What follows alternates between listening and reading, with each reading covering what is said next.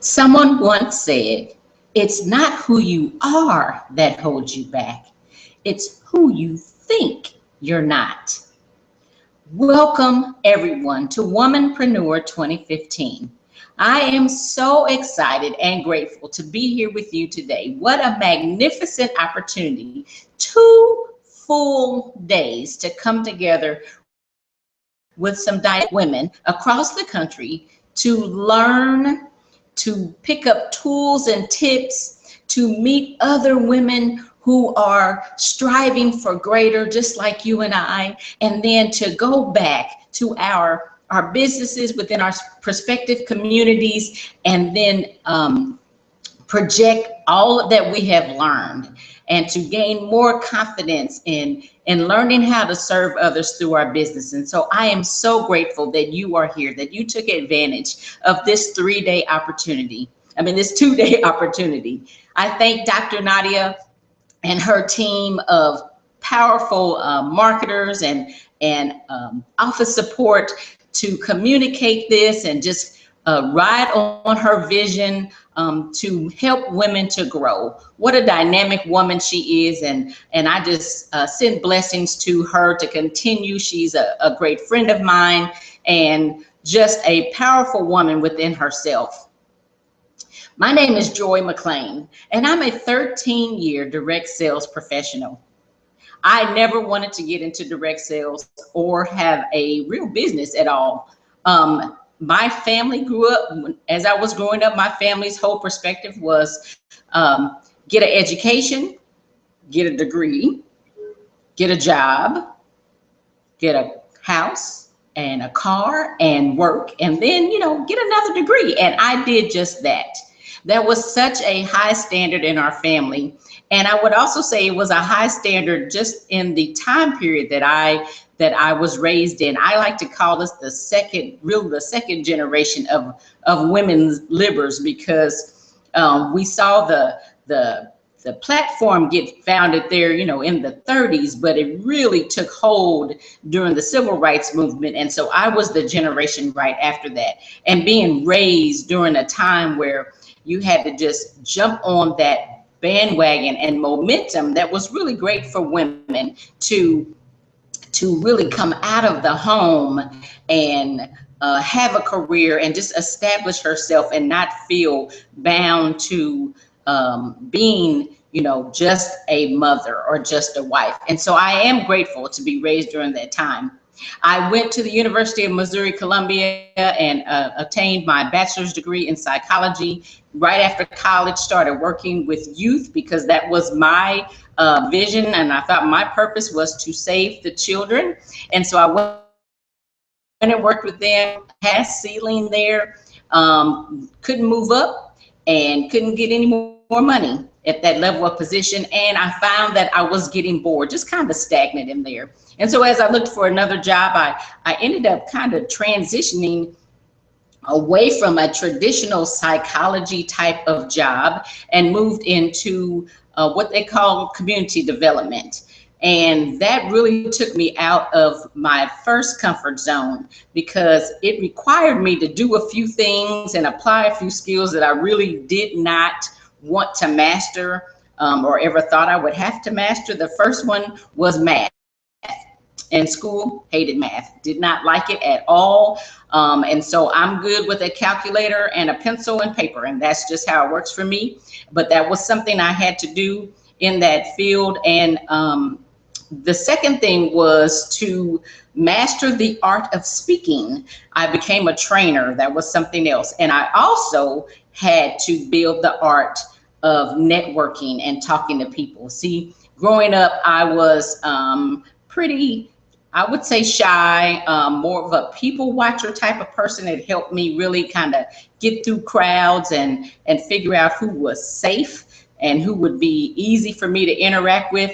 My family was very conservative, and so that kind of quick-witted environment was not anything at all that I grew up with. And so being in crowds and groups with people that were much more externally confident than I was really was intimidating for me.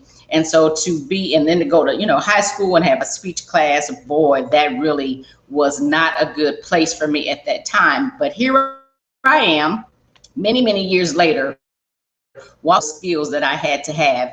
And so I loved that opportunity, because what it did was it really developed some things inside of me that really were there. I just didn't have an opportunity or confidence to build them, and here it was. So I helped people purchase homes. I was a home buyer education case manager.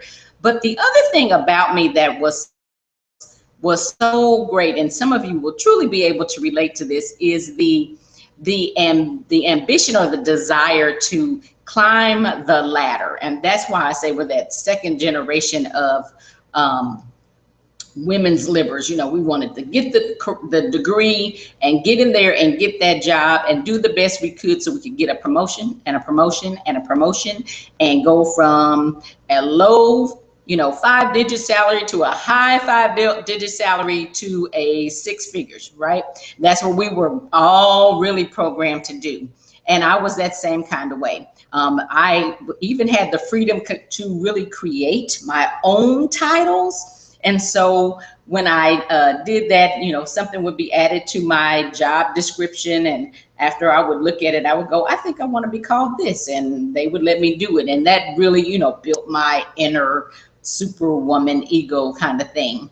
Well, again, as I mastered all those skills, I got bored and did start looking for another job. Didn't find one, and I was actually pregnant at the time with my third child. And during the maternity leave, I was laid off.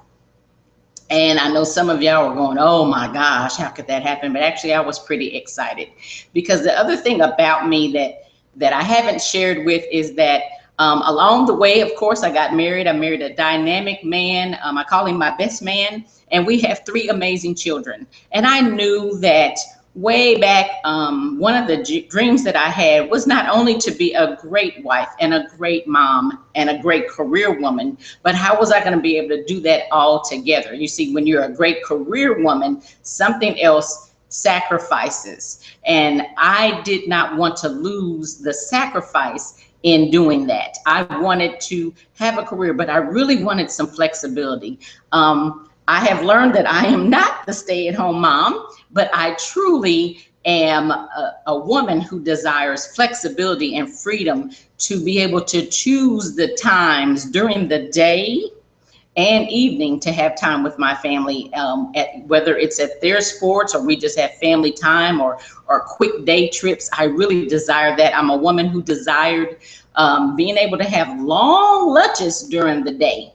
And so, on that flexibility to hang out with girlfriends, kind of like that thing you see on TV, I really, really wanted in my life.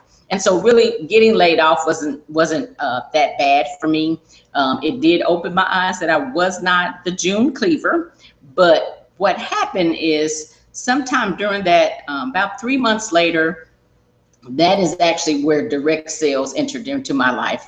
A friend of mine introduced me to actually, she pampered me for free, which I loved, and took me to an event, and I saw in there the opportunity to give that a try in my life. And I have not looked back since. I look back, and even in the pains of growing as a person, I love being a direct sales professional. It is one of the best things a woman can do. And just so you know, I chose Mary Kay Cosmetics as my direct sales profession. It lined up with everything I believed, including the priorities of faith first, family second, and career third. So I'm here today to talk to you about finding joy in your headline. And I know that sounds kind of like, what is she saying? Well, I am so excited to bring that to you. You see, I believe, and I know most of you do, that everyone has a divine design. And that means, there's this unique and intentional purpose that we were all created to have individually. And then along our life's journey, we come together with other people to fulfill that purpose. And in that journey, though, I know there's a struggle, because we're trying to figure out first to discover what that purpose is, and then to develop it. Look at the gifts and talents that were implanted with us, and then overcome the insecurities that come with life, whether it's being raised by a single parent like I was, or being being a child of divorce and the stigma there, or some of you have had backgrounds of drugs and alcohol, or any other kind of abuse. And so trying to overcome those kind of things and develop yourself, and learning to be okay with those struggles and how they make you better. And then the third part of that journey to purpose is then distributing it. Where does it go? Who's going to take it? And when we're really, really excited about that, then we want everybody to grab a hold of it, and that doesn't happen either. And then you deal with that next thing, which is the struggles of being an entrepreneur and a business owner. That one dreaded thing that many people cannot handle, and it's personal growth. Because in personal growth, you have to admit your weaknesses, and in personal growth, you have to stand on your strengths and then strengthen the strengths to overcome the weaknesses. And that can be extremely challenging when it's easy just to go, to work and really not, and want the challenge, but not often find that. And so I always applaud any woman or man who, and especially a child who has figured out something that they can do independent of the corporate world, because that allows you to grow and be better. It allows your gifts and talents to come out in a way that can't come out when your job description is 100% defined for you. And one of the things that I found in being an entrepreneur is that I liked being creative. I just didn't like being stagnant and stuck. And so it's not that I can draw, but my mind is allowed to venture and do things that it could not ever do in a defined job description, day-to-day, in and out thing. And so as you're with me, I hope your paradigm will shift a little bit, because I want you to know that your life is a story. And it's being read by others, and most of us can kind of comprehend that. But we usually grow up saying, "Oh my gosh, I have created my life." We'll tell kids, "Go out and write your own story." Well, I want you to stay with me for a minute and understand that I believe your story is already written. Yes, and when I talk about a divine design, I believe that there's a divine designer. I believe that there is a God. And if you're a person of faith like me, you will agree that that God, you read the scriptures and it tells us that there is an author and a finisher. There is a person that has written, that created us, that purposed us, each one of us, before we were even born. And because of that, I already said your life is a story. And with that means there's actually two contributors to your story. First is that author, the creator of the content, the playwright, so to speak, or the dream giver. If you ever played an instrument like I have, or if you have someone in your family that has, that there is music, and it's a composer wrote that, and they wrote exactly how they wanted the tempo to go throughout from beginning to end, and when they wanted it to crescendo, and when they wanted it to decrescendo. And so I know you understand that that's the composer, that's all the author, that's like the author of your story. But that second one is the editor, and the editor is equally as important as the author. The editor looks at the content that has been constructed, but then gets to mold it. The editor gets to correct the grammar. Right here, you might need a period or maybe a semicolon, maybe an exclamation point. That's what an editor does. And the two of these have a fantastic relationship because they trust each other. See, the author has to trust the editor to, look and say, here's some strengths and weaknesses that you have in this character, and they need some support. Where the editor has to trust that the author knew exactly what they wanted that story to look like along the way, from beginning to end and everything in between. And but then the editor gets a little bit of freedom, because as they're living that life, or walking through there, things will jump off the pages. Oh wow, that means this person is this, or woo, showed a lot of strength there, or yes, or oh, how sad. And the editor gets to, by the end of the story, gets to determine what kind of book that was, what kind of character that was. And I want you to know that I believe that you, womanpreneur, you are the editor. And that means that if you honestly know the real story of what is happening on the inside, the place, the persons, the people that you're around, then you will be able to grow through anything that's happening. And as an entrepreneur and as a business owner, we know that growth is the biggest thing. Now, most people, the outside person says, yes, you're trying to grow your product, you're trying to sell it, you're trying to get out to the mass market. And the answer to that is true. But really, the growth, most of the growth happens in each one of us, and it happens in you. And so when you're finding the joy in the headline, I want you to know that first, finding means that you're making a decision, you're drawing a conclusion, and the joy are the jewels that come along your story. They're the jewels in the story. How did they overcome that? Is she a positive thinker? Is she able to help? Are you a giver? Those are the jewels there. Those are the, wow, financial wellness.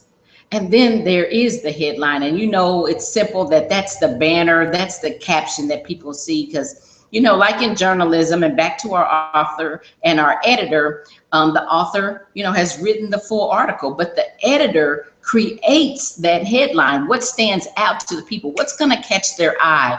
What's going to help them to stand out from others, so that people will buy that magazine or stop and look at their newspaper. And that's the same thing you're doing as a business owner, is what are the headlines that you're projecting within yourself and outside about yourself that are more than just, my product is great. That is the part that is the most challenging. But that is the part that I want you to find the joy of the jewels, because along the way we have ups and downs. I will tell you that my direct sales professional career has not ever been like perfect, ever. I wish it would have, but it hasn't, because there's lessons I've had to learn. And I've been at different levels. If you're a direct sales professional or in multi-level marketing, this may make a little bit more sense, because you understand that there are different levels on the career path, and everybody, most people want to be at the highest level, and that's the, but it's that title, and it doesn't go that fast or that smoothly. And even if you moved quickly, it doesn't mean it was smooth in between. And so I want you to know that you can look at it in a way like a butterfly and a caterpillar. We know that the butterfly was once a caterpillar. But when you see a caterpillar crawling on the ground, on a leaf, you don't know if that caterpillar will turn into a butterfly. You don't know which butterfly it'll turn into, because there's so many different species, as well as there are caterpillars. But will you be the caterpillar that will take time to be molded in the chrysalis long enough so that the butterfly side of you comes out and is true? That's the headline that you want to see. The difference in, when I was a girl, I loved hopscotch. Some of y'all remember that game, and we'd go outside when kids went outside, and we took that white chalk and we drew the hopscotch board and you put your foot in there to measure and to make sure you, when you jumped, you didn't get on any lines, right? And so I loved that game. And then at some point, somebody decided to color the chalk and it became yellow and pink and blue. And that was all great, but failure is kind of like that chalk. It gets blurry. It blurs our vision of where the hopscotch boxes are. Are we in number 1 or 4 or 5? And where are the stones in there? And it often gets washed. And so you have to recreate it all the time. And that's the joy, is in the recreation of the line. But then, if you look at the difference between chalk and crayons, is that, when you're little, you only get the 8 box of crayons. And I like to color. And you're going to see why. Because when they moved us to 64 boxes, 64 crayons in a box, wow. I mean, you went from just blue to blue and midnight blue and light blue. But then there's that 120 crayons in a box. And you open it up and you look inside and you get to see blue and midnight blue and light blue and cornflower blue and sky blue and all the reds and all the yellows and all the shades of brown. And it reminds you that your headline should be captured and colored, and you can step outside the box, but you got to find joy in the colors, in the crayons, in the difficulties. So I want you to find joy first in your faith. People in business, we have some kind of faith that we can be daily reminded, whether through scripture and prayer and affirmations that bring those together, that we can get this job done and you can get your job done. And that you have not just a product, but you yourself were designed right now at this time to be here to bring that to the world. And that if you will do that, you can stand strong, that you will have joy when times are hard, when the finances aren't there to cover that bill that you need to do, or you have a great idea and you're trying to seek the partners, or in every business there is a slow season, in every single one. And in the slow seasons, you need to be able to have a positive reflection over what you've done well. What seeds have you planted? Can you go back to those? Are they ready for more water? Because the fertilizer and compost that comes in failure is actually the thing that the seed needs to root and grow and blossom into what it's supposed to be. I want you to find joy in quiet times, so that as you're reflecting, you get reassured, you get refreshed, you get to be more creative. I want you to find joy in serving others. Are you using your business to serve? I want you to find joy, most of all, in your words. Not just the words that you say, but I want you to say those words to other people. How proud am I that I'm a 13-year direct sales professional in the same direct sales business? I'm very proud of that. Yes, I know many women who have been in direct sales in Mary Kay way much longer than I have. And I know some that have not. But to be here in this moment and say that I have is huge, because of course, like many people, when I got started, there were many people that said, you'll never do that. You can't get that done. It's not for you. You're gonna fail. I doubt it. But here I am, 13 years, going into my 13th year, and can tell you countless stories of overcoming. And the biggest thing that I know is I found joy in being an ambitious woman.